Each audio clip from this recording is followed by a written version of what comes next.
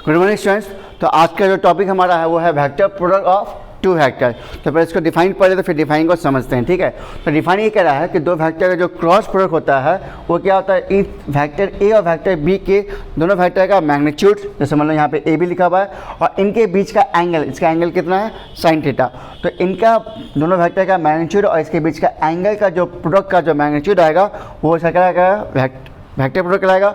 और ये जो आप देख रहे हो एन, इसका हो गया यूनिट वेक्टर, जो कि वेक्टर ए और वेक्टर बी के प्लेन के क्या होता है, परपेंडिकुलर होता है, ठीक है। तो इसी को कहते हैं वेक्टर ए क्रॉस बी, जिसका वैल्यू क्या होता है ए बी साइन थीटा, और इसका डायरेक्शन क्या होता है इन दोनों वेक्टर के परपेंडिकुलर होता है। अब इसका डायरेक्शन कैसे फाइंड होता है, तो ठीक है, पहले जान लो कि ये आपका जो एन देख रहे हो, ये एन का हमारा यूनिट वेक्टर है, और इसका डायरेक्शन जो दिया जाता है राइट हैंड थंब रूल के द्वारा। राइट हैंड थंब रूल क्या है कि आपके जो आपका राइट हैंड थंब रूल में आप अपने राइट हैंड के फिंगर को आप इस तरह कर्ल करो जो कि वेक्टर ए और बी के डायरेक्शन में ये मूव करे, और जो आपका जो थंब हो, जिधर आपका थंब स्ट्रेच करेगा वो इसके यूनिट वेक्टर के डायरेक्शन को बताएगा। तो यही कहलाता है राइट हैंड, यही कहलाता है हमारा vector product of two vectors, ठीक है।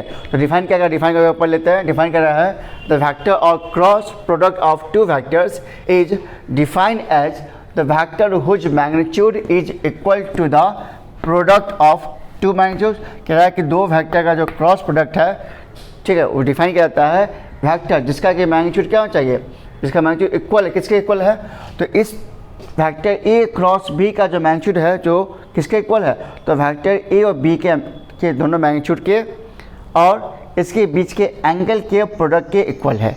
मतलब ए क्रॉस बी का जो वैल्यू है, जिसका जो मैग्नीट्यूड है वो ए और बी के मैग्नीट्यूड और इसके बीच के एंगल का जो प्रोडक्ट है उस मैग्नीट्यूड के इसका इक्वल होता है वैल्यू। और इसका डायरेक्शन, और कह रहा आगे and which direction is perpendicular to the plane of two vectors.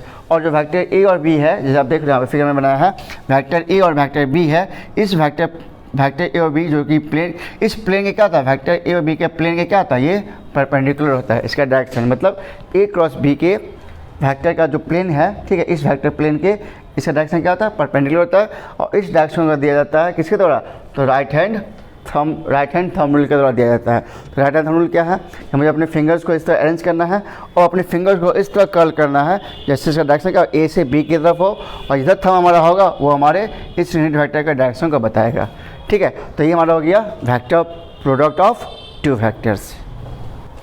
चाहे यहाँ लिखा भी हुआ है कि इसका डायरेक्शन कैसे दिया था, direction given by right hand thumb rule, और direction of A cross B. अच्छा, ए क्रॉस बी का जो डायरेक्शन जो होगा वही होगा जो यूनिट वेक्टर का डायरेक्शन होगा, ठीक है। यहाँ पे लिखा हुआ है कि वेक्टर ए क्रॉस बी का जो डायरेक्शन है, direction of A cross B is same as that of unit vector N.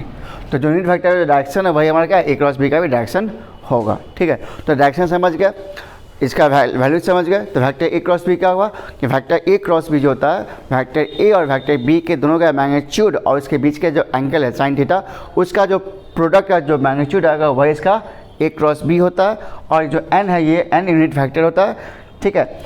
और इस एन का यूनिट वेक्टर को, इस वेक्टर को हम लोग फाइंड करते हैं राइट हैंड थंब रूल से, और जो कि क्या होता है इस वेक्टर ए और बी के प्लेन के परपेंडिकुलर होता है, ठीक है। जैसे आप यहाँ पर देख रहे हो, तो इसको डायरेक्शन को दिया जाता है राइट हैंड थंब रूल से। तो राइट हैंड थंब रूल क्या होता है, जब अपने फिंगर्स को राइट हैंड थंब रूल को हम इस तरह अरेंज करते हैं कि अपने फिंगर्स को वेक्टर ए से बी की तरफ इसको मूव करेंगे, और जिधर हमारा थंब होगा वो हमारा थंब इसके यूनिट वेक्टर के डायरेक्शन को बताएगा, ठीक है। तक समझ गए।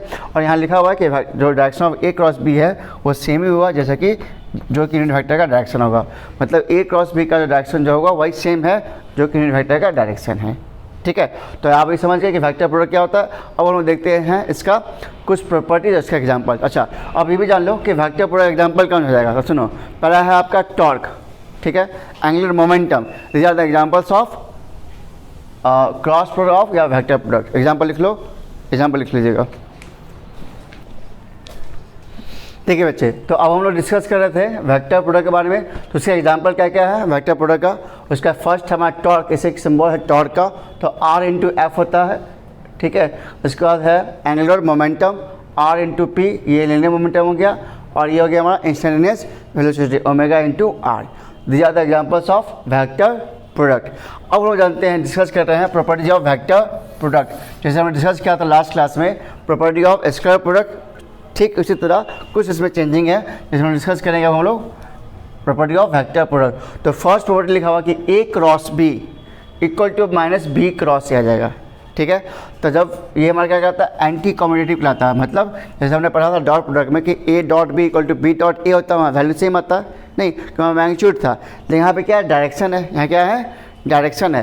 तो इसलिए हम अगर ए क्रॉस बी करेंगे या बी क्रॉस ए करेंगे तो ये वैल्यू क्या जाएगा, नेगेटिव हो जाएगा, ठीक है। नाउ सेकंड प्रॉपर्टी क्या है कि A cross B plus A cross into B plus सी, ये हमारा डिस्ट्रीब्यूटिव प्रॉपर्टी ओवर एडिशन है।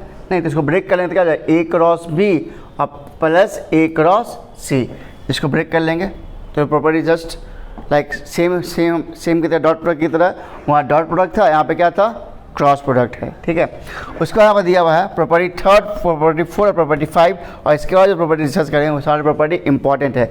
अब ध्यान समझिए, प्रॉपर्टी थर्ड क्या करा कि A cross B equal to A B sine theta. अब देखो, जब दो वेक्टर आपस में क्या हो, पैरेलल हो, क्या हो, यहाँ पर लिखा हुआ 0 डिग्री, या तो पैरेलल हो या लिखा हुआ 1 डिग्री, या तो आपस में क्या एंटी पैरेलल हो, क्या हो, या तो पैरेलल हो या तो एंटी पैरेलल हो, तो उसका वैल्यू क्या जाएगा, 0 हो जाएगा। मतलब वो एक हमारा नल वेक्टर होगा।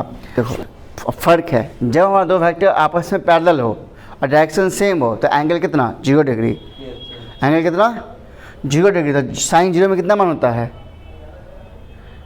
साइन 0 डिग्री की वैल्यू 0, साइन 0 डिग्री की वैल्यू 0, इसलिए ए बी साइन थीटा, तो साइन थीटा का मान 0 है तो ये वैल्यू क्या जाएगा, 0 जाएगा, इसलिए 0 लिखा हुआ।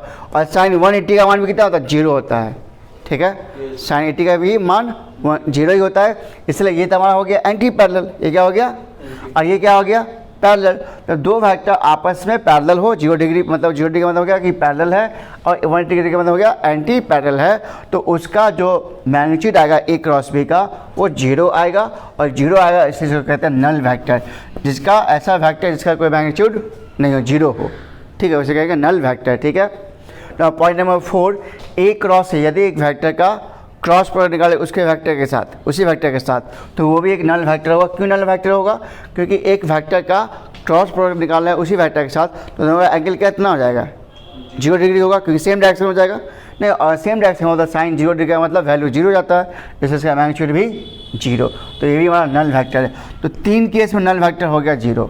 कौन कौन केस में हो गया, जब दो वेक्टर का हम निकालें सेम डायरेक्शन में तो भी 0, जब एंटी पैरेलल निकाले तो भी 0, और एक वेक्टर खुद वेक्टर से क्रॉस प्रोडक्ट निकाले तो भी 0, ठीक है। और लास्ट 5वां पॉइंट दे रहा है कि दो वेक्टर का जो मैग्नीट्यूड है यदि आपस में परपेंडिकुलर हो, दो वेक्टर आपस में क्या हो, परपेंडिकुलर, यहाँ लिखा म्यूचुअली परपेंडिकुलर, यदि दो वेक्टर आपस में क्या हो, परपेंडिकुलर, तो उसका जो मैग्नीट्यूड आएगा वो क्या आएगा, ए बी साइन थीटा आ जाएगा। यहाँ पर साइन 90 हो गया, और ए बी साइन 90 का मान कितना होता है, 1 होता है, तो इसलिए आ जाएगा ए बी। तो दो वेक्टर जिसका आपस में परपेंडिकुलर हो तो उसका मैग्नीट्यूड क्या जाएगा, ए बी आ जाएगा। भाई 3 केस यहाँ भी बना दिया, नहीं क्योंकि फॉर्मूला क्या होता है वेक्टर का, ए क्रॉस बी का फॉर्मूला क्या होता है, ए बी साइन थीटा और एन यूनिट वेक्टर होता है। तो यहाँ पर जो खेल है किसका है, एंगल का खेल है, साइन थीटा का। तो हमने यहाँ पे 3 केस बनाया, एक हमने बनाया जब दोनों वेक्टर आपस में क्या हो, पैरेलल हो तो 0 वेक्टर हो जाएगा, यदि दोनों वेक्टर आपस में क्या एंटी पैरेलल हो तो भी 0 हो जाएगा, 180 का मतलब 0 हो जाएगा। और यदि दो वेक्टर एक ही वेक्टर के साथ मल्टीप्लाई करते हैं तो भी हमारा क्या हो जाएगा, वैल्यू 0 हो जाएगा। और यदि दो वेक्टर आपस में क्या हो, परपेंडिकुलर हो तो उसका मैग्नीट्यूड ए बी हो जाएगा, ठीक है। यहाँ तक समझ गए। चलो एक बार फिर से डिस्कस कर लेते हैं कि हमने क्या क्या पढ़ा है, क्या दिमाग में बैठ जाए। तो फर्स्ट हमने बताया कि एग्जाम्पल्स ऑफ वेक्टर प्रोडक्ट देखा, तो कौन कौन हमारा टॉर्क है, लीनियर मोमेंटम है और instantaneous velocity, these are examples of vector product. अब इसका हमने फर्स्ट प्रॉपर्टी डिस्कस किया। प्रॉपर्टी क्या है फर्स्ट हमारा कि A cross B equal to minus B cross A देगा, और ये क्या होता है, एंटी कम्यूटेटिव होता है। ए क्रॉस बी को अगर निकाले और बी क्रॉस ए को निकाले तो दोनों वैल्यू में क्या जाएगा, एक वैल्यू में नेगेटिव आ जाएगा, ठीक है, डायरेक्शन चेंज यहाँ पे हो जाएगा। उसके बाद सेकंड प्रॉपर्टी है डिस्ट्रीब्यूटिव प्रॉपर्टी ओवर एडिशन है। तो ए क्रॉस बी प्लस ए क्रॉस इंटू बी प्लस सी, इसको ब्रेक कर लेंगे तो क्या जाएगा, ए क्रॉस बी, उसके बाद बीच में प्लस आ जाएगा और फिर ए क्रॉस सी आ जाएगा। ये होगा distributive property over addition. Now third property क्या है कि ए क्रॉस बी, यदि हमारा दोनों वेक्टर ए क्रॉस मतलब वेक्टर ए और वेक्टर बी आपस में क्या हो, पैरेलल हो, मतलब एंगल 0 डिग्री, तो ए बी साइन थीटा का मान क्या जाएगा, 0 हो जाएगा, क्योंकि साइन थीटा का मान साइन 0 डिग्री का मान कितना होता है, 0 होता है। तो यदि दो वेक्टर आपस में क्या हो, पैरेलल हो, तो अगर पैरेलल हो तो उसका एंगल कितना, 0 डिग्री, और साइन 0 का मान 0 होता है, इसलिए इसका मैग्नीट्यूड भी 0 हो जाएगा। यदि दो वेक्टर आपस में का एंटी पैरेलल का मतलब 180 डिग्री और साइन 180 के मान भी कितना 0 होता है, इसलिए ए क्रॉस बी का जो मैग्नीट्यूड भी आएगा वो भी क्या जाएगा 0 हो जाएगा, इसको कहते हैं नल वेक्टर। ठीक है, उसका फोर्थ प्रॉपर्टी हमने लिया, यदि एक वेक्टर को खुद उसी वेक्टर के साथ हम निकालते हैं क्रॉस प्रोडक्ट तो वो भी क्या जाएगा 0 हो जाएगा। क्यों? क्योंकि इसके बीच का इसका जो एंगल है क्या है नहीं, जब एक ही वेक्टर का एक ही वेक्टर के साथ निकालते हैं क्रॉस प्रोडक्ट तो दोनों का डायरेक्शन सेम हो जाएगा, और डायरेक्शन सेम आता है एंगल कितना 0 डिग्री, एंगल कितना 0 डिग्री, तो एंगल 0 डिग्री का मतलब साइन 0 डिग्री और साइन 0 का मतलब 0, इसलिए इसका भी मैग्नीट्यूड 0 और ये भी नल वेक्टर हो गया। और उसके बाद हमें थर्ड केस लिया एंगल के आधार पे, जब दोनों वेक्टर क्या आपस में परपेंडिकुलर हो, ए और वेक्टर बी और क्या आपस में परपेंडिकुलर, उसका मैग्नीट्यूड क्या जाएगा, उसका मैग्नीट्यूड आ जाएगा ए बी, क्योंकि साइन 90 का मान कितना होता है 1 होता है। ठीक है, अब हम लोग देखते हैं orthogonal trade off unit vectors. ठीक है, देखिए बच्चे अब पॉइंट नंबर 6 हम लोग पढ़ रहे हैं, यहाँ पर पॉइंट नंबर 6 है vector product of orthogonal unit vectors. तो ऑर्थोगोनल यूनिट वेक्टर कौन होता है हमारा आई जे और के होता है। तो हमें पता है कि आई जे और के का यूनिट वेक्टर कितना होता है, उसका मैग्नीट्यूड 1 होता है, तो आई जे और के का उसका मैग्नीट्यूड 1 होता है। और हमें निकालना ऑर्थोगोनल यूनिट वेक्टर का वेक्टर प्रोडक्ट निकालना है, तो आई जे और के किसी दो के बीच में एंगल कितना जाएगा 90 डिग्री जाएगा, किसी भी दो ऑर्थोगोनल यूनिट वेक्टर के बीच में एंगल कितना 90 डिग्री। तो यहाँ लिखा हुआ भी है the magnitude of each of the vectors I J and के इज 1, आई जे और के का यूनिट वेक्टर का मैग्नीट्यूड कितना जाएगा 1 हो जाएगा, और उस किसी भी दो के बीच का एंगल कितना जाएगा वो हो जाएगा 90 डिग्री। ठीक है, तो अब फॉर एग्जांपल जैसे मान लो यहाँ पे लिखा हुआ है आई इंटू जे, क्या लिखा हुआ है आई इंटू जे, तो आई का मैग्नीट्यूड कितना 1 और जे का मैग्नीट्यूड कितना 1, यहाँ लिखा हुआ देखो 1 इंटू 1 लिखा हुआ है, और इसके बीच का एंगल कितना होता है 90 डिग्री, तो साइन 90 डिग्री, और ये वेक्टर प्रोडक्ट है तो यहाँ पे यूनिट वेक्टर आ जाएगा। ठीक है, तो 1 इंटू 1 1 ही जाएगा, और साइन 90 1 में कितना 1 ही जाएगा, तो यहाँ बचेगा क्या यूनिट वेक्टर बचेगा, क्या बचेगा यूनिट वेक्टर ही बचेगा। अब बताओ अगर यहाँ पे आई और जे है, ठीक है, तो यहाँ पे केवल बचा क्या, केवल हमें बचा यूनिट वेक्टर बच गया, एन बच गया। अगर ये एन बच गया तो यहाँ पे दो यूनिट वेक्टर ऑलरेडी है आई जे, तो थर्ड यूनिट वेक्टर क्या जाएगा के आएगा, तो जो इन दोनों वेक्टर क्या होगा परपेंडिकुलर हो जाएगा, इन दोनों वेक्टर के प्लेन के क्या जाता है परपेंडिकुलर, तो कौन सा जाएगा के वेक्टर, क्या जाएगा के। यहाँ लिखा हुआ है कि n is the unit vector, n is the unit vector perpendicular to the plane of I and J, इस आई जे के क्या है उस वेक्टर के प्लेन के परपेंडिकुलर है, और इस दोनों वेक्टर के परपेंडिकुलर कौन होता है, तो हमारा होता है थर्ड वेक्टर कौन सा के होता है। तो वही लिखा हुआ कि आई गुणे जे इक्वल क्या जाएगा के आ जाएगा, क्योंकि दोनों का मैग्नीट्यूड क्या होता है आई जे और के का मैग्नीट्यूड कितना होता है 1 होता है।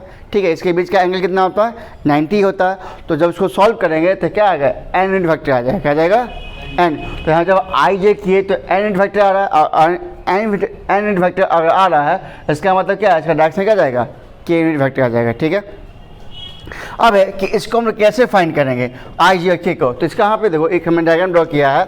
ठीक है, एक हमें लिया एंटी क्लॉकवाइज, ये क्या हमारा एंटी क्लॉकवाइज। अब देखो यहाँ से जैसे आई गुने जे, ठीक है, तो पॉजिटिव आंसर है, मतलब आई गुने जे हमें क्या देगा के देगा, तो यहाँ लिखा हुआ है आई गुने जे हमें क्या देगा के देगा। उसके बाद जे गुने के हमें क्या देगा आई, तो जे गुने के हमें क्या देगा आई देगा, और के गुने आई हमें क्या देगा जे देगा, तो के गुने आई क्या देगा जे देगा।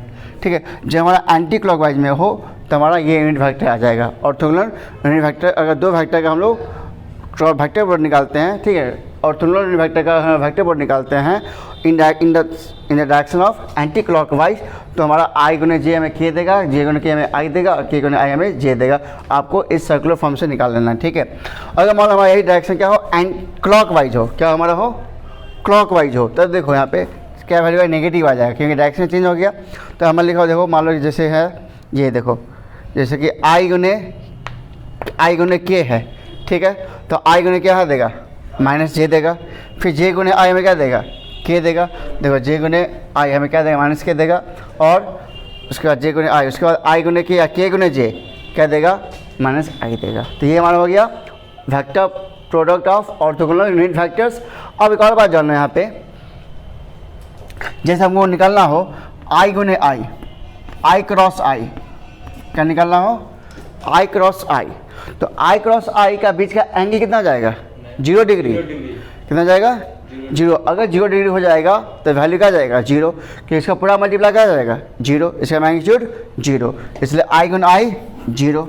फिर इसके बाद J गुने J, सिमिलरली J गुने J, एक J क्रॉस J तो भी 0, और K क्रॉस K वो भी क्या जाएगा 0।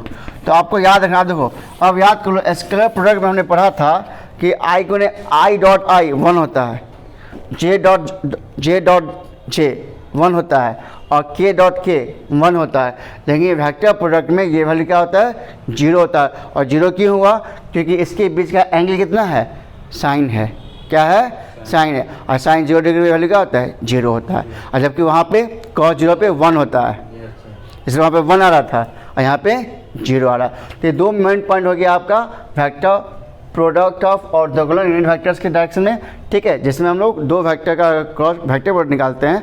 तो I गुणे J का K आता है, ठीक है। उसके बाद हमने बताया कि J गुणे K का I आएगा और K गुणे I का J आएगा, जिसको कि आप इस सर्कुलर फॉर्म से एंटी क्लॉकवाइज डायरेक्शन को फाइंड करते हो, जिसका वैल्यू पॉजिटिव आता है, और क्लॉकवाइज डायरेक्शन में वैल्यू क्या आता है नेगेटिव आता है। जो आपको निकालने के बता दिया कि आपको J गुणे I से निकालना है, कि I गुणे K से, K गुणे J से वैल्यू को फाइंड कर लेना है। और आपको बता दिया कि दो वेक्टर सेम बेस वेक्टर का क्रॉस प्रोडक्ट क्या आएगा 0 आएगा। तो I गुना I का भी 0, J गुने J का भी 0, और K गुने K का भी 0, ठीक है। अब हम जानते हैं कुछ और वैल्यू इसके बारे में, कुछ और प्रॉपर्टी के बारे में हम लोग डिस्कस करते हैं।